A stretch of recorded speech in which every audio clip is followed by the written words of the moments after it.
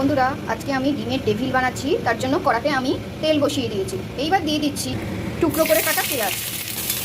এইবার অ্যাড করছি নুন, চিনি। এইবার অ্যাড করে দিচ্ছি টমেটো, আদা, রসুন, কাঁচা লঙ্কার পেস্ট। শুকনো মশলাগুলো পরপর অ্যাড করছি। প্রথম দিয়ে দিচ্ছি হলুদ গুঁড়ো, ধনে গুঁড়ো, জিরে গুঁড়ো, অল্প ভিনিগার।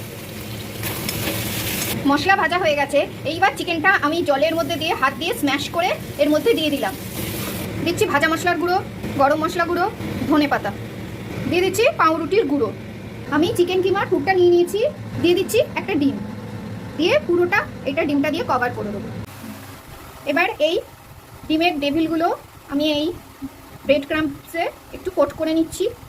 এবার ডিমের মধ্যে দিয়ে দিলাম, যেটা আমি নুন দিয়ে ডিমটা ফেটিয়ে রেখেছি।